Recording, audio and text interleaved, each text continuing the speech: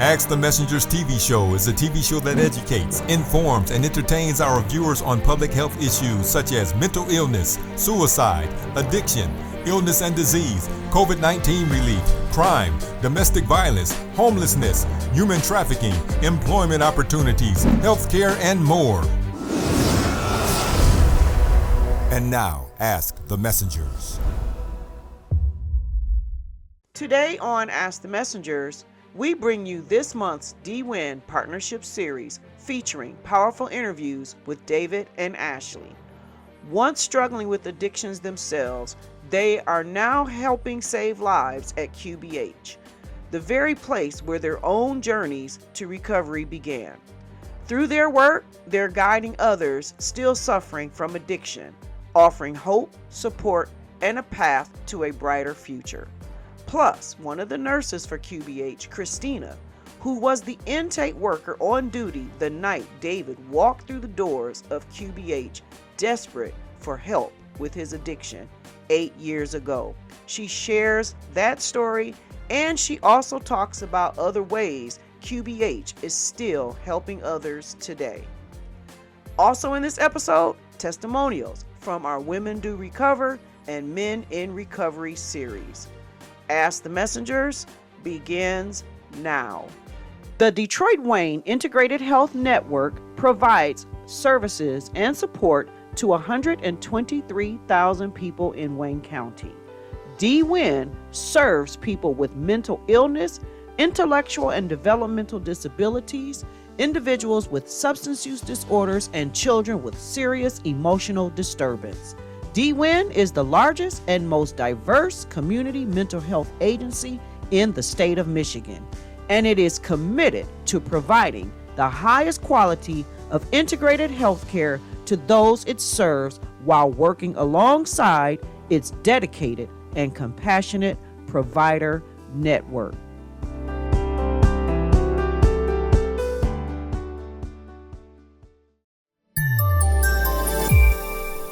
Hi, this is Tina Nelson for Ask the Messengers, and we are always excited when we get to have some success stories, some recovery stories. Today, I'm here with David Pippin, who happens to be a man in recovery who works for QBH. QBH is a facility that goes to the streets, moves around town, and they have been taking care of mental and substance use issues for a very, very long time. We've actually had QBH on our show several times in the past. So today we're not going to talk so much about what QBH does, but we're going to talk to David so he can share some of his journey and how he ended up working for the place that changed his life. David, welcome to the show. Thank you. So in 2016, I've been living on the streets. Then I came into treatment and they sent me to QBH. No idea what it was, what was going to happen. I went.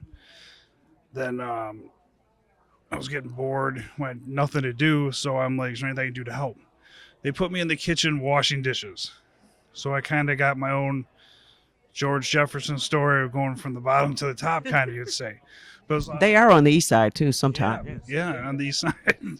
So, I just worked my way up. I worked in the kitchen, then I ran the kitchen. Then our CEO saw something in me that I didn't see, and they had me start learning the intakes and the whole process of what QBH does to help people. I went from doing intakes, bringing new people into treatment, did that for about a year. Then I went to our outpatient clinic in Sterling Heights, started running that. Then after that, now I've been the MAT manager for all three of our clinics for the last 4 years. Wow. So tell me, before you came to QBH and you were out there on the streets, what was the drug that you got on, and what was the drug that took you out, and now you're so glad to not be doing that anymore? Right. It was a mixture. It'd be funny, but I used to call myself the speedball champion. It was heroin and cocaine mixed, or any time upper methamphetamines. That's what I was doing. So at what point did you say, enough is enough, I'm done, I really don't like the way I'm living? What was that situation, or what was that moment where you said, I got to get some help? I was walking up and down Gratiot and State Fair trying to think, what am I going to do? I'm like, I just can't, I couldn't do it no more. It was just nowhere to live, going homeless shelter to homeless shelter. So I went to the hospital right there and asked them for help. I didn't know what else to do. Then they took me to the main hospital. And then next thing you know, I was going to QBH. No idea what QBH was. I was only in treatment once before that. It was like court ordered. So, you go court ordered, you don't care. But yeah, just the people there just helped me. So I want you to look into this camera.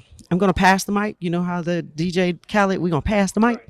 So I'm going to pass the mic and I want you to look into that camera and I want you to speak to someone out there because there's still people who are suffering and they don't even know where or how or what to do. Can you speak to your former self who's still out there on the streets? So everybody that's still struggling with addiction, the best thing is to do is, like for us, we have a clinic place that's open. Just walk in. We can help you. We're located right at the corner of Gratiot and East Grand Boulevard. Day or night, we will get you help and placement. No matter what. We don't turn nobody away. We're there to help you. If they weren't here for me, I'd probably be dead. I rebuilt relationships with all my family, my brothers. It works. You just got to let it work.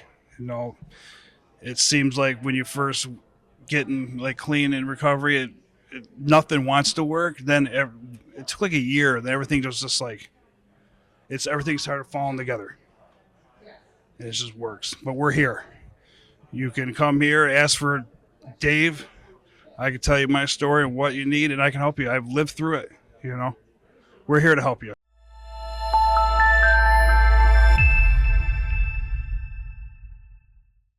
We just heard Dave's story, how he came to QBH 8 years ago. And I am so excited to be sitting next to someone who actually played a part in that day for him. This is Christina. She is one of the registered nurses at QBH.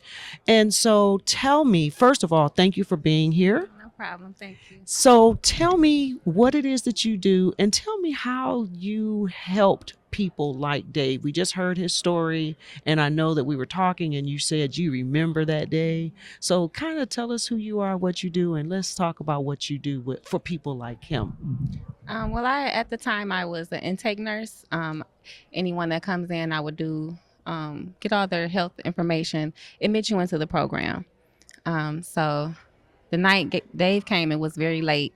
I was doing a midnight shift, and I just remember him coming in. I probably saw him at his lowest point. And I just remember looking across from him and seeing the pain in his eyes. I remember it vividly, and just seeing that he wanted to be helped, and we did. He's now, it's been 8 years later, and I've just seen the growth, how he moved up in the company, and just to see who he is today. It just is why we do what we do. So how did you find your way working at QBH? What motivated you or what moved you there as well? Because they do have they've been around for a long time, and they take everything serious, and what they do is so instrumental. I mean, they'll go to you and pick you up. They have mobile units now. They'll go pick you up. So tell me what your role is and what are some of the things that you do throughout the day to help people? Well, how I found out about QBH was family members that actually had been through the program. And I just looked at, and I'm like, you know what, this is my ministry. It's just a true ministry to me to help people. And I didn't know what it was at one point, and just getting that word out, letting people know that that's what QBH is, the substance abuse treatment. We're here to help people.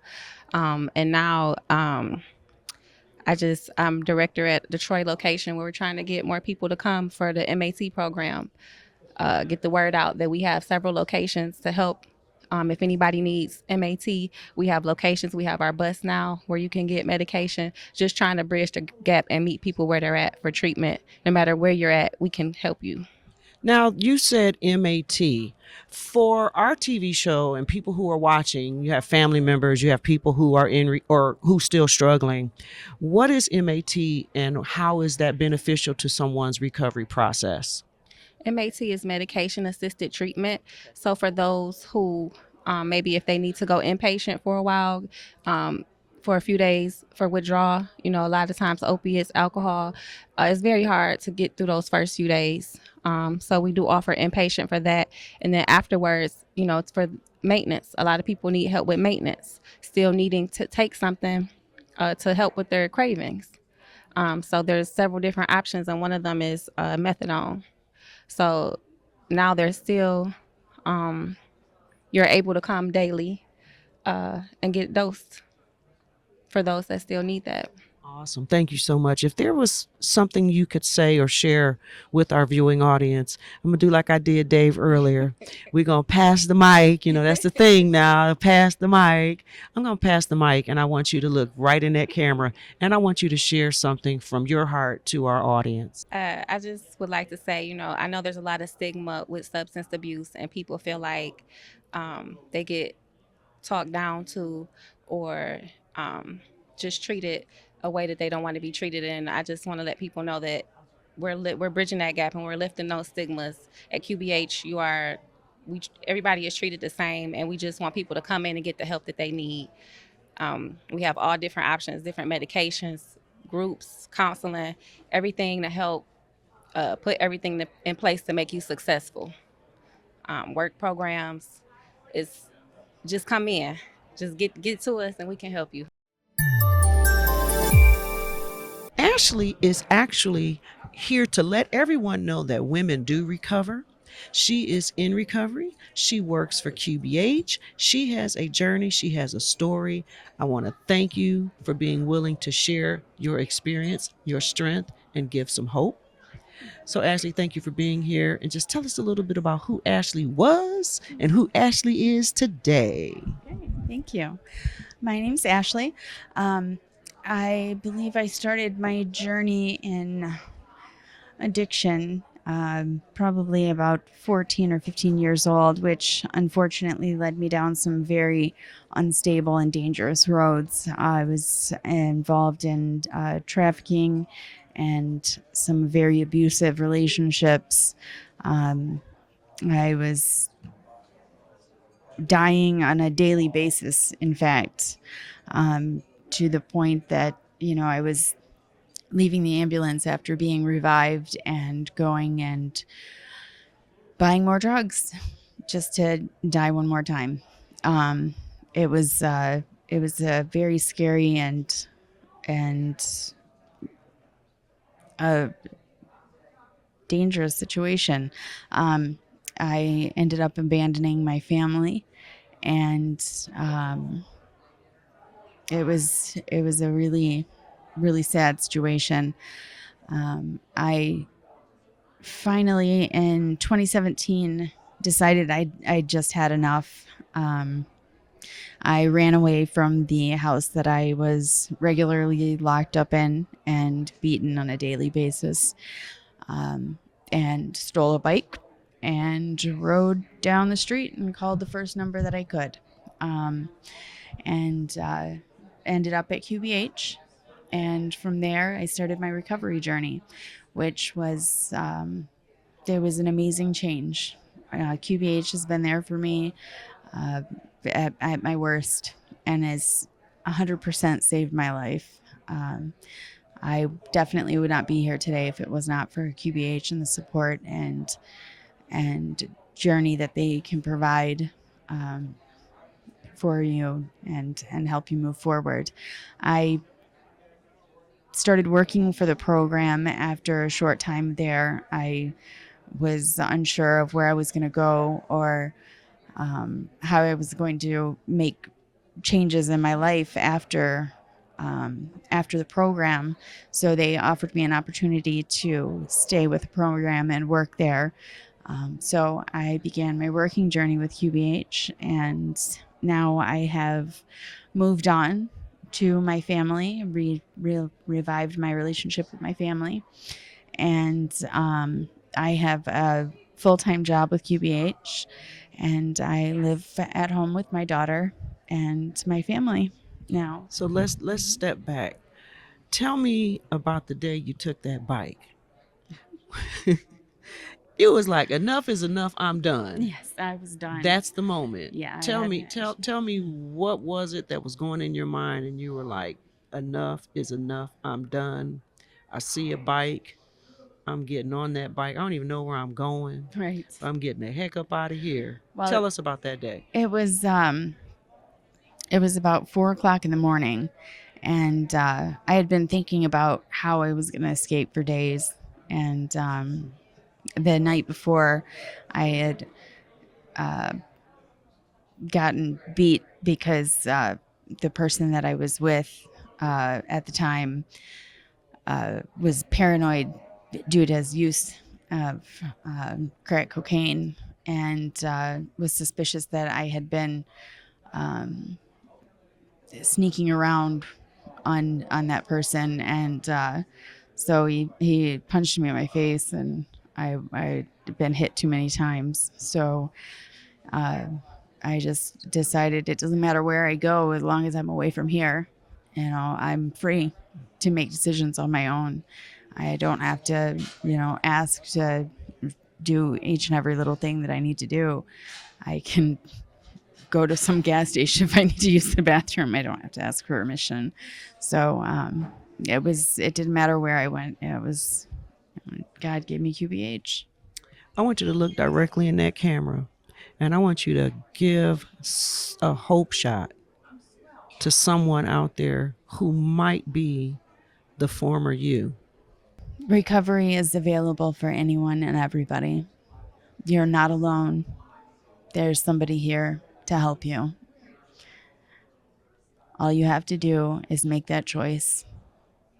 That one step, that one choice, that one decision can change your life and give you safety and where you need to go. QBH will always be there for you.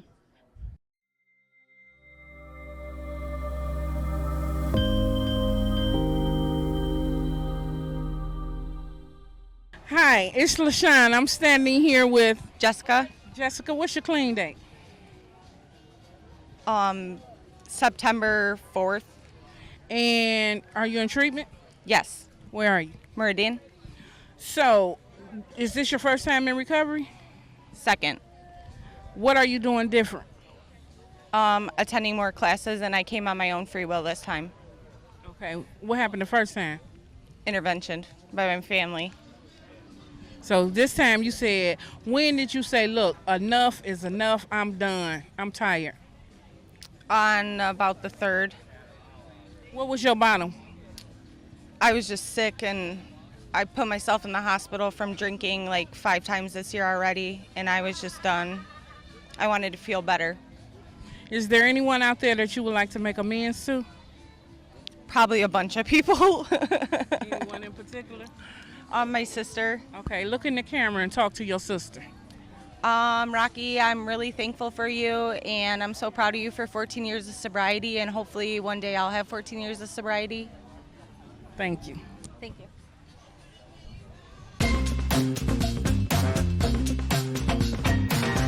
All right. So what's your drug of choice, Rob? Benzos, Xanax, All right. How long have you used them? 20 years. Okay. All right. So at what point did your life become unmanageable and you knew you needed to find some help? Well, I knew I needed help when I had my daughter. My daughter's 3 today, and that was a big perception change for me. Happy birthday. Yeah, that's right. Yeah, happy birthday, baby. But that's when I realized that I had to change something, and been clean almost 3 years, and I just had a relapse. But I'm just looking to get on track, get back on track. Okay. Now I'm gonna elaborate a little bit on that, because whenever I hear somebody talk about relapse, I want to know, at the point of your relapse, what did you do? I mean, how I started? Or? Somebody needs to know. Did you give up? So what happened was I stopped going to meetings. I stopped reaching out to the NA community. I stopped dealing with my sponsor and thought I could do it myself. And then I let the stresses get to me, and it just, without the support from the NA community or AA community, I just didn't have the positive support coming that I used to. you know. And just that diminished, and when that positive support was gone, I just tended to go back to my old ways. Okay, and but you didn't let that stop you from getting back on the, Absolutely getting not. back on track? Absolutely not. All right. What was your first step to getting back on track? Going to detox and going back to inpatient residential treatment, and just some time to clear my head and clear my body out. Today you got a good support group, is that right? Amen, I do. It's working for you? It is. Good, glad to hear, man. What would you say to some young people right now who's out there, smoking, drinking, dropping a few pills, thinking it's okay, no big deal? What would you say to that person? The culture today is tricking you. The culture today is fooling you, and they're just giving you negative influences. I just ask everybody just not to pick up the first one, man, and don't follow the influence of Hollywood, So it's not just a cliche. One is too many and a thousand's never enough. That's not just a cliche, is it? It's not. Very true. Very true. Very true. Man, thank you for being with us.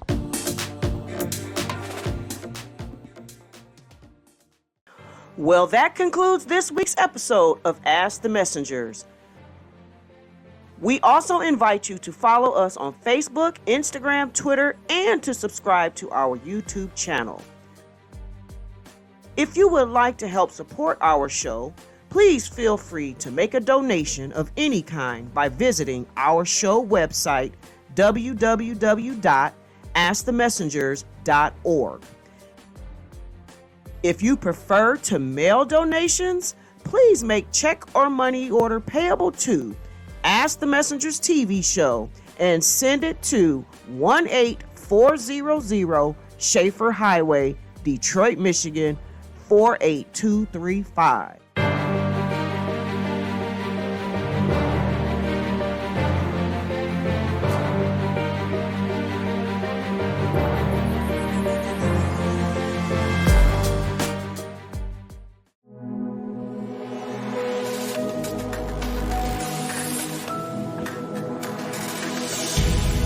Thank you for watching.